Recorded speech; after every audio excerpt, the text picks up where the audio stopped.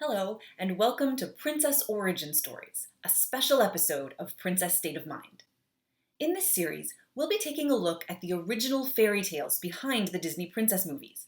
We'll examine how and why these stories differ from the movies, and we'll analyze the symbolism within each fairy tale, examining what it means and how it affects the movies we know and love. If you're new to my channel, or happened upon this video somewhere else, you may be wondering why you should care what I think about fairy tales and what they mean. It's a fair question. My name is Faith Moore.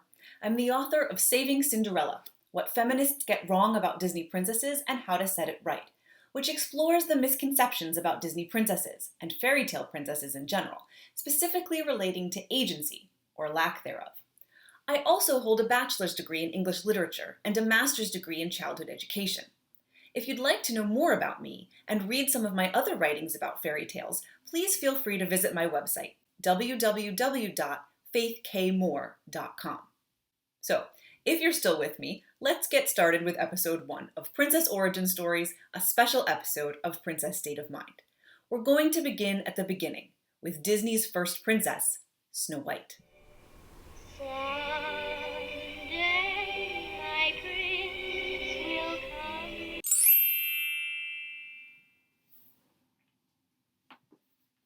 The story of Snow White comes to us from the Brothers Grimm.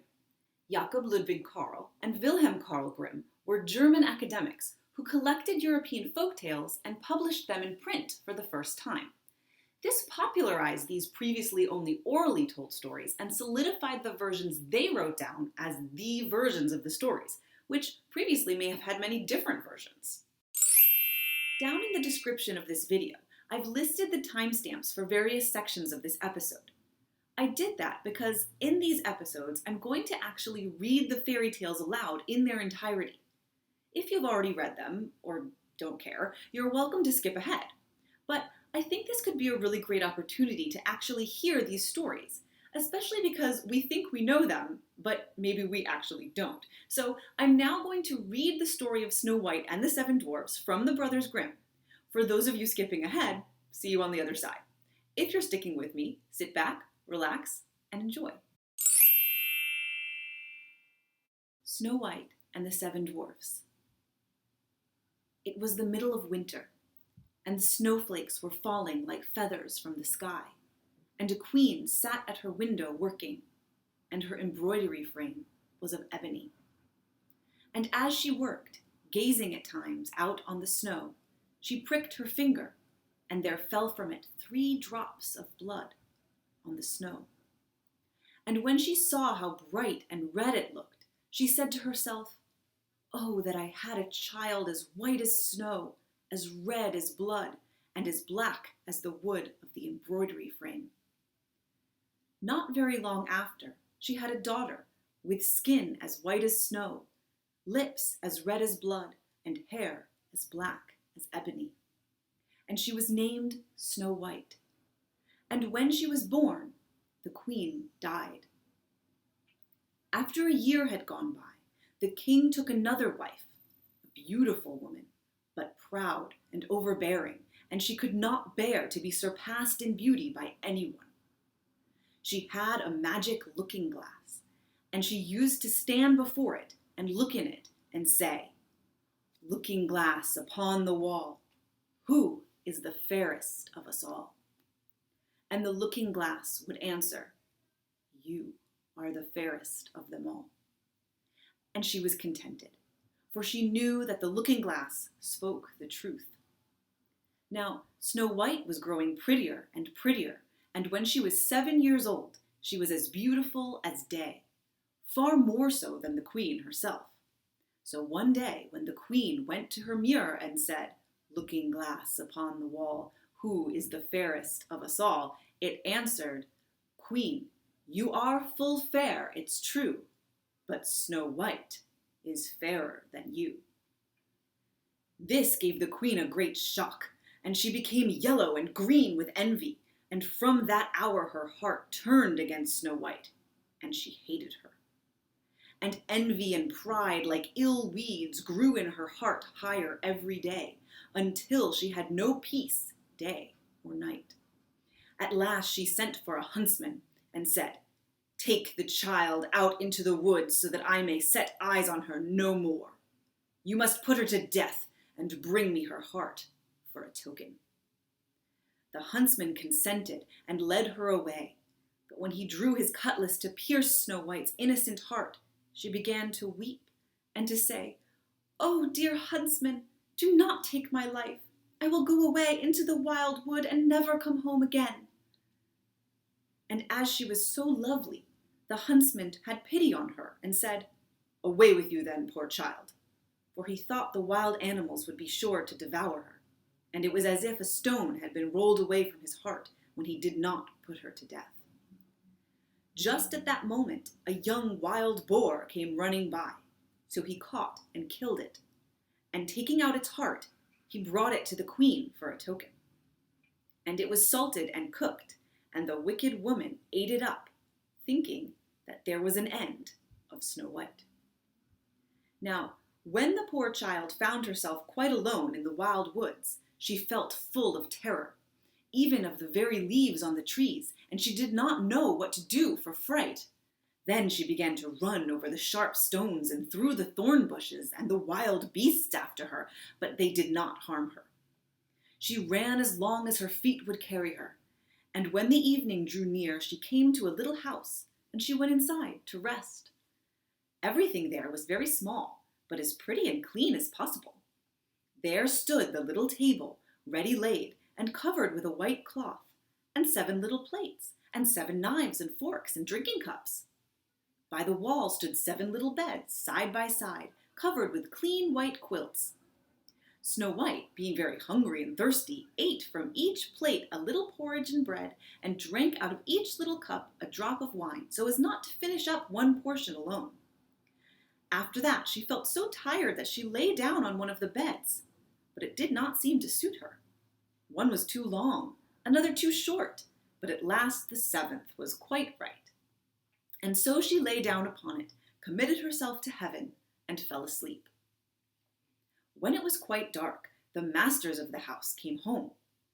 They were 7 dwarfs, whose occupation was to dig underground among the mountains. When they had lighted their 7 candles, and it was quite light in the little house, they saw that someone must have been in, as everything was not in the same order in which they left it. The first said, "Who has been sitting in my little chair?" The second said, "Who has been eating from my little plate?" The third said, "Who has been taking from my little loaf?" The fourth said, "Who has been tasting my porridge?" The fifth said, "Who has been using my little fork?"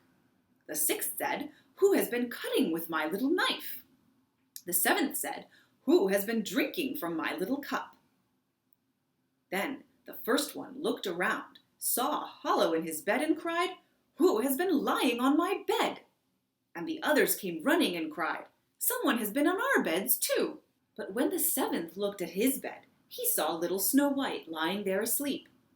Then he told the others, who came running up, crying out in their astonishment, and holding up their 7 little candles to throw light upon Snow White.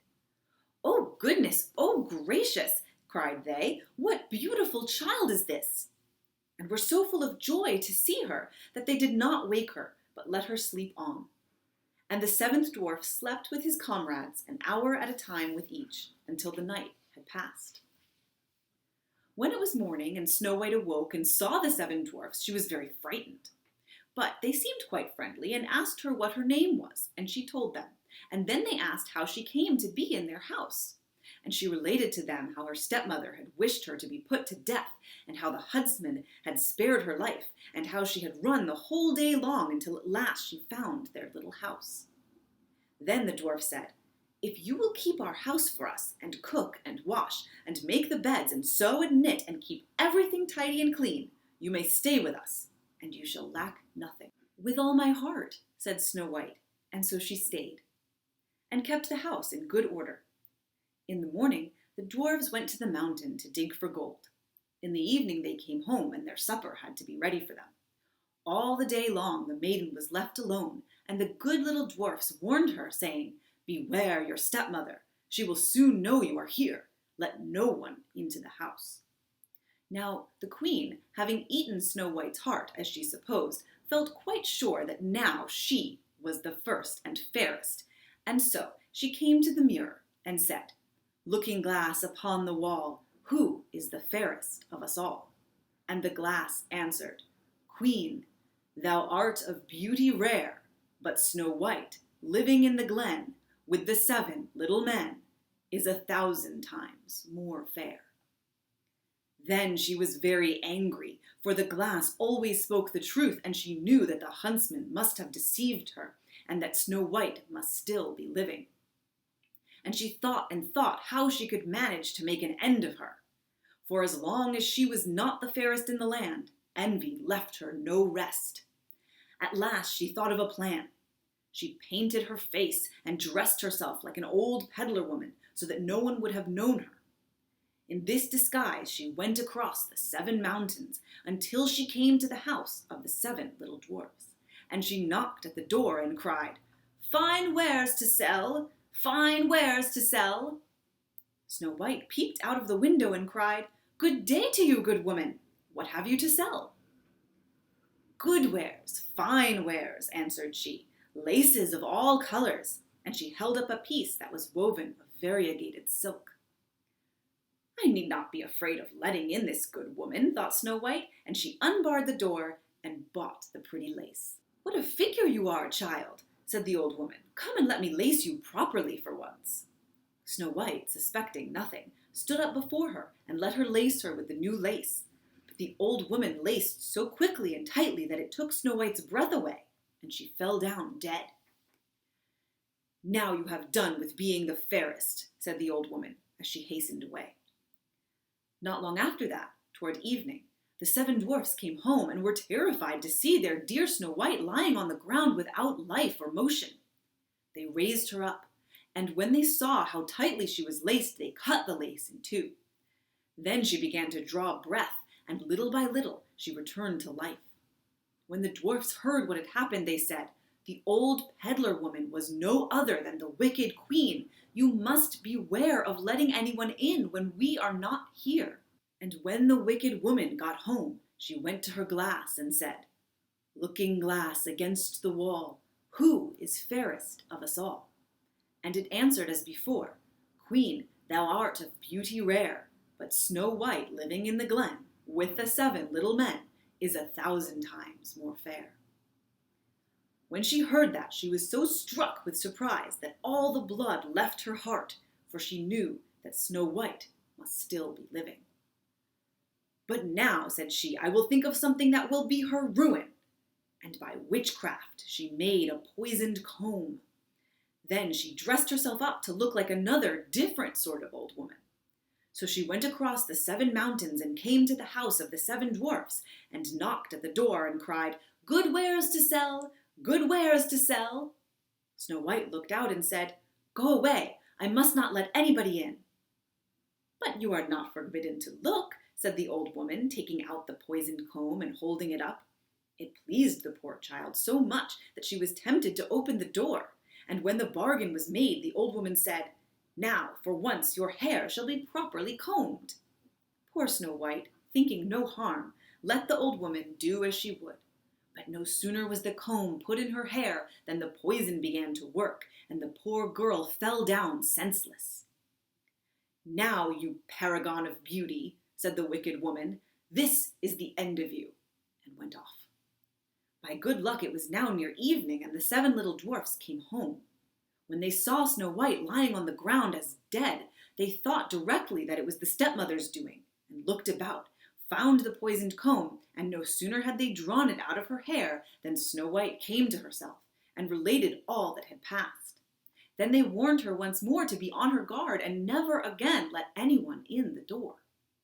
And the queen went home and stood before the looking-glass and said, "Looking glass against the wall, who is fairest of us all?" And the looking-glass answered as before, "Queen, thou art of beauty rare, but Snow White, living in the glen with the 7 little men, is 1,000 times more fair." When she heard the looking-glass speak, she trembled and shook with anger. "Snow White shall die," cried she, "though it should cost me my own life." And then she went to a secret, lonely chamber where no one was likely to come, and there she made a poisonous apple. It was beautiful to look upon, being white with red cheeks, so that anyone who should see it must long for it. But whoever ate even a little bit of it must die.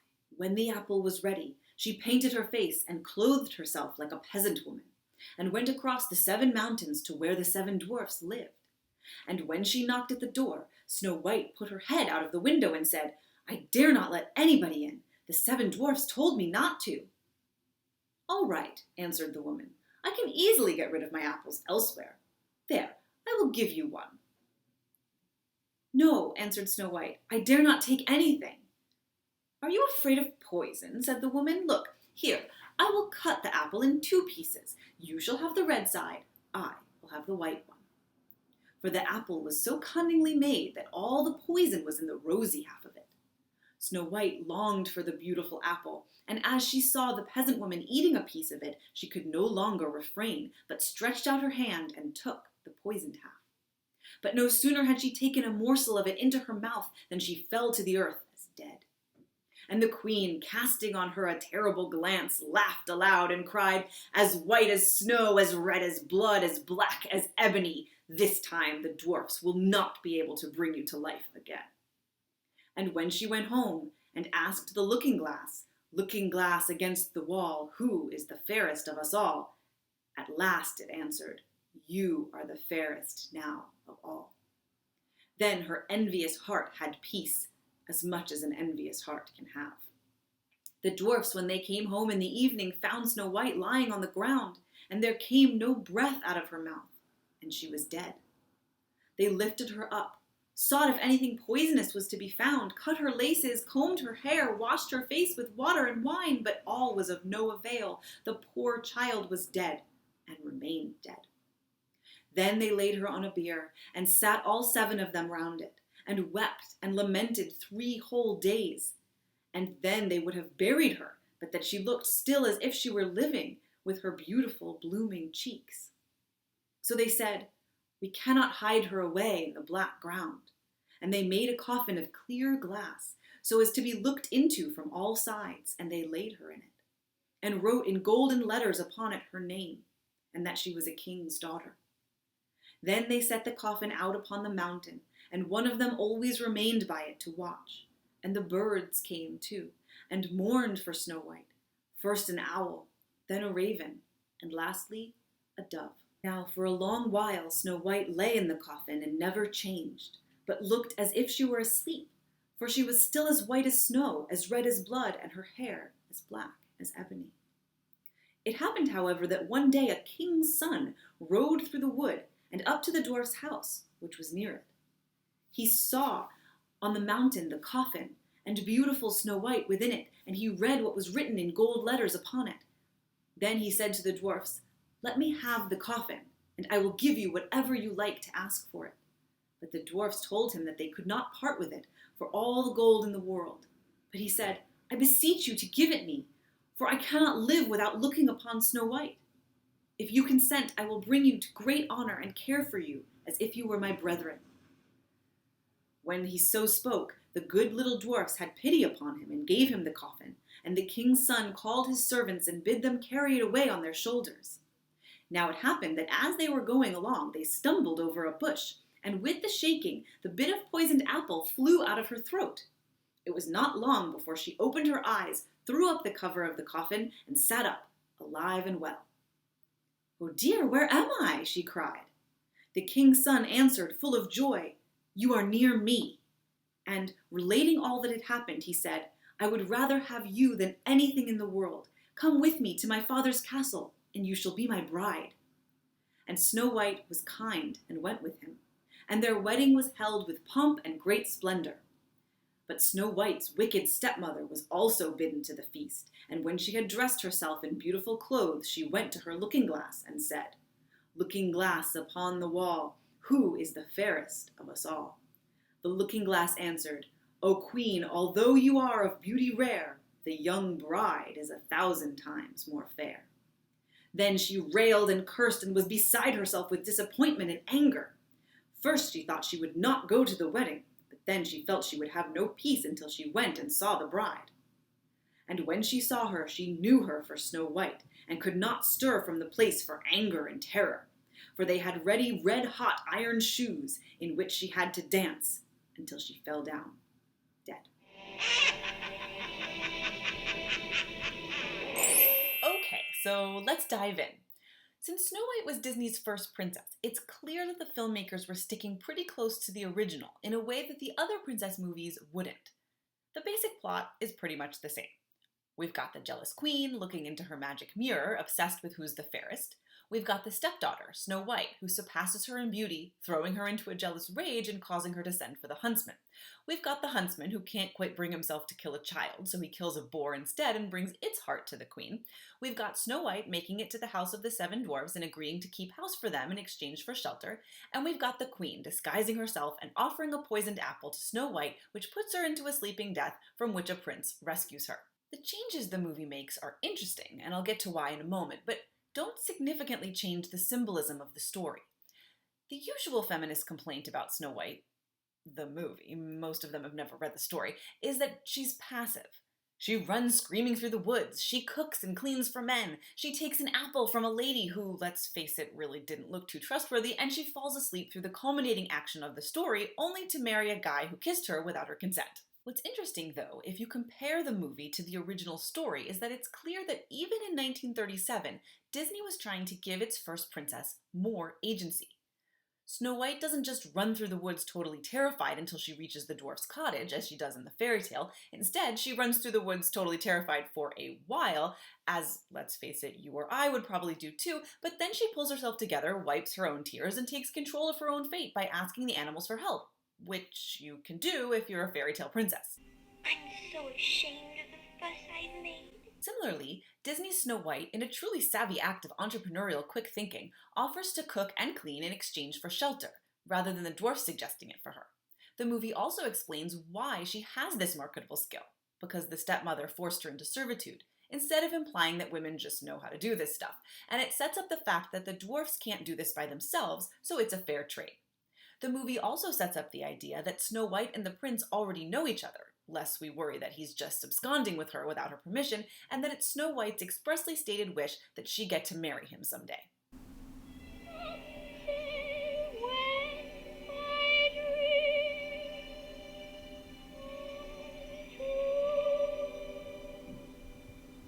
As I say in my book, I really don't see Disney's Snow White as a passive character at all. I think she's actually quite resourceful and independent.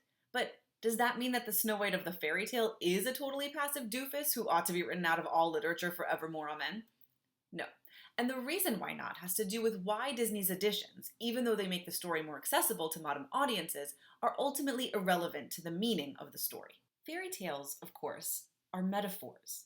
That's why they're so weird. They're not meant to be taken literally. We're not even really meant to suspend our disbelief as we might when reading a fantasy novel, say, where we'd expect people to still act like people even within a magical world.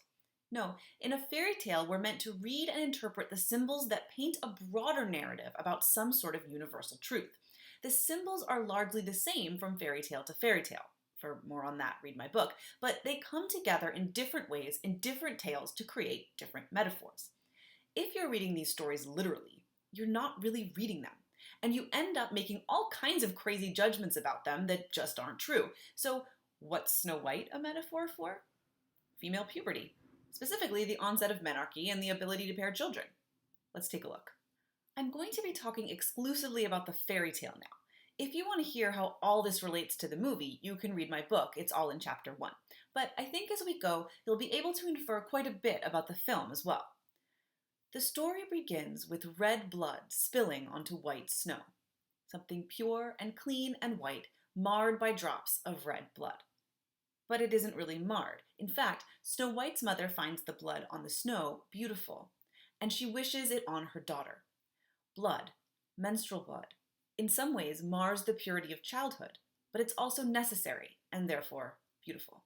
The stepmother longs to be the fairest in the land and can't bear to think that anyone might be more beautiful than she is. When Snow White turns 7, she becomes the fairest. Now, this might seem very young, still a child by our standards, but you have to remember that these stories weren't told in our time. The movie makes Snow White 14, which to us seems about right for the onset of puberty. But in a time when girls were being offered in marriage at incredibly young ages, it makes sense that the age given here is a bit younger. The point is that Snow White becomes the fairest at the moment when she begins to go through puberty, when she begins the shift from girl to woman. It may seem like overkill that the queen, upon ordering Snow White's death, also wants to eat her heart, but that's symbolic too. Not only does she want to get rid of Snow White so that she herself can remain the fairest, she also wants to ingest the source of Snow White's blood so that she can stay young and vibrant. Snow White, of course, is now dealing with all the complications of growing up. She must leave home, she must fend for herself, she must find a job, make friends, and try not to get killed. She's been thrust unceremoniously out of childhood and into adulthood. She's not quite ready, but puberty doesn't really wait. It happens when it happens, and it's happening now for Snow White. Critics often call Snow White gullible for taking things from the disguised queen. Doesn't she know not to talk to strangers? The dwarfs literally told her not to let anyone in. But here again, these critics are missing the point. The queen shows up with all the tantalizing baubles of womanhood. "Let me lace you properly for once," the queen tells her. In other words, let me lace you up like a lady. Let me pull this tight and give you the full figure of a woman. And she offers a comb to wear in her hair like a grown woman, not down long like a child. And then, of course, the apple. Forbidden fruit. Knowledge. In this case, sexual knowledge. The apple represents sex. Eat the apple, and the world of sex and men and reproduction will be laid bare. It's too tempting to resist. She's not gullible. She's not reacting like a human being at all. She's going through something. She's representing for us the giddy new heights of womanhood. And it's overwhelming. The queen is trying to use these things against her. She's poisoning her with her own womanhood. But Snow White must take them anyway, because there's no stopping her now. She must grow up. The fairy tale tells us that when Snow White eats the apple, she dies. But that's not really true because you can't come back to life after many days of being dead. Instead, she goes into a sort of stasis, like a caterpillar reconstituting itself into a butterfly within its cocoon. She's ingested the knowledge of sex. Her body is preparing for the ability to bear children. And along comes the prince.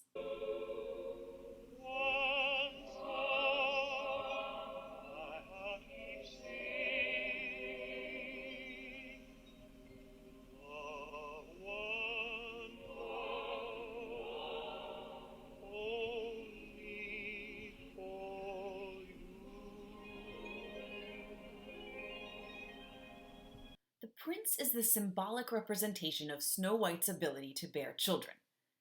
That doesn't mean that now, at the age of 7, she's going to have a child. He just represents that she is now able to because she's gotten her period.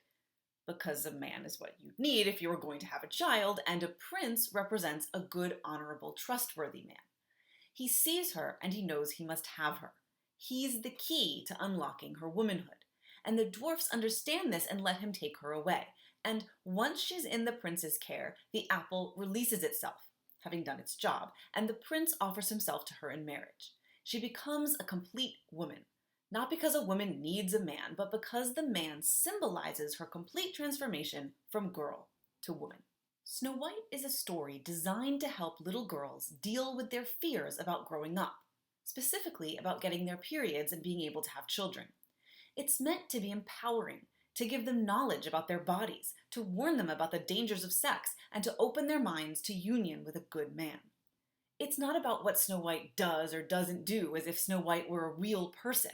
It's about what the children listening should do now that they've learned, through symbolism, about this transition. So, Disney's Snow White sticks pretty closely to the original fairy tale, with a few additions to make it more accessible and to give Snow White more agency as a character. Feminist critics tend to misunderstand both, but now I hope you can see why they're wrong. At least why they, and we, ought to take another look at the story.